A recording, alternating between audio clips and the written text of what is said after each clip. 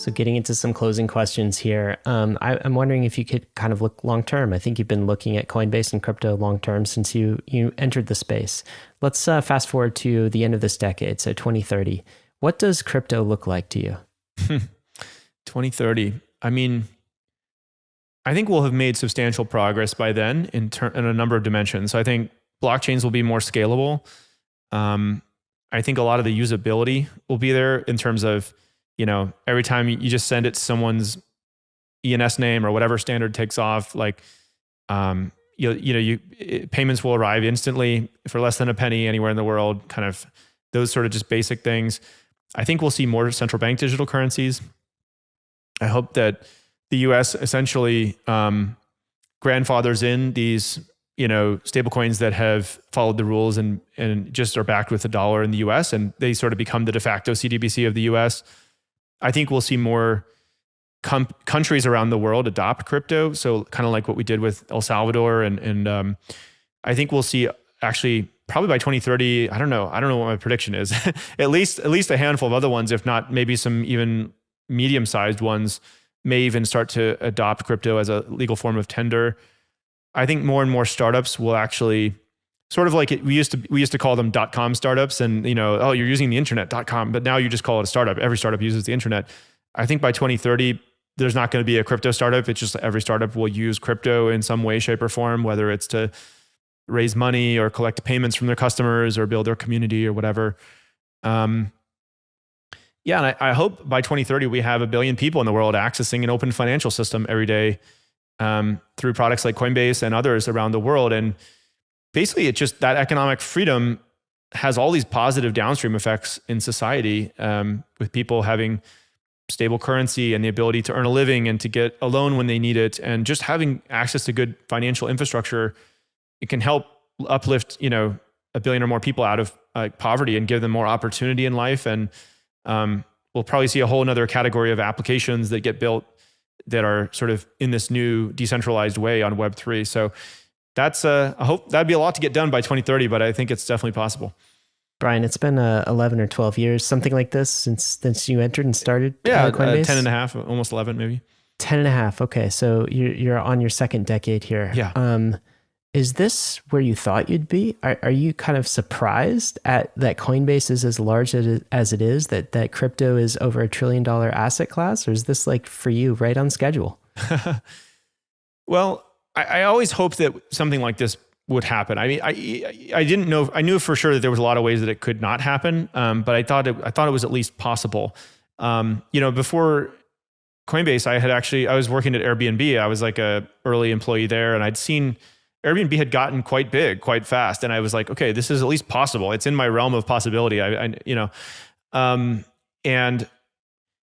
thing that I underestimated was that I thought crypto payments, like commerce, things like that happening with crypto would have moved a lot faster. I remember in like 2014 and things like that, we were running around signing up all these merchants online. And I was like, I don't know, within 5 years, probably 5-10% of e-commerce will be happening in crypto or something like pretty big.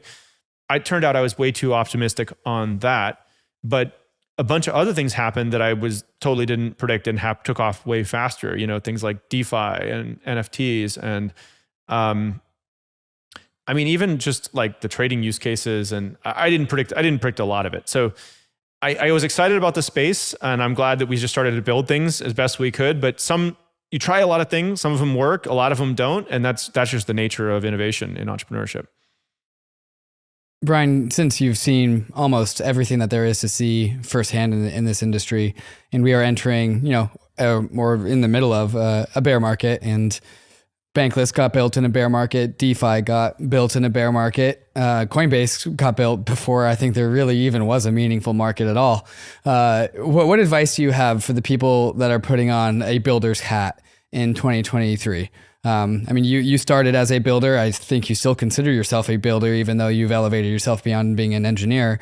For the people who are just now starting their first companies or first projects or engaging in any sort of builder capacity, what advice do you have for them in the world of crypto nowadays? Yeah, well, that's exactly right. I mean, a lot of days and years actually went by where we were just kind of showing up to work every day, hanging out with our friends, writing some code, talking to some customers. And there was periods where people felt really down, in the company and crypto in general. I remember people would come up to me and say, like, what are you going to do now that Bitcoin has failed?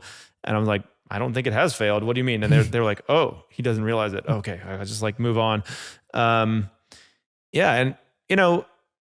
you just don't be in it for the glamour. Like, just build something if you like building stuff in this industry. And that's what I tried to do, is just like tune out the noise. And frankly, like if all we were going to do is show up every day and like hang out with our friends and write some cool code, and maybe some people would use it on the internet, I thought that was fun. I always hoped it would grow and become much more mainstream. But, if I stopped getting invited to fancy conferences, or, the New York Times wrote something, mean about me or whatever, I tried not to let it bother me, because that's not really the reason I got into it. I don't really care what other people think. I just want to work on stuff that I think matters and helps the world. And I know not everyone's going to like that.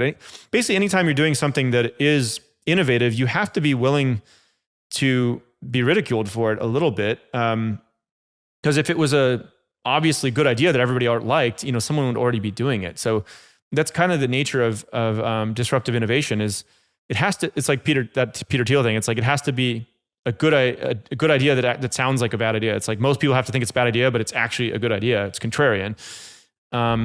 So if you're working on something that everyone thinks is a good idea, that's actually probably a bad sign. It means you're about to have a correction back. If you enjoyed all of that, then you'll absolutely love the Bankless newsletter. Join over 300,000 fellow readers, all for free. Click below to sign up.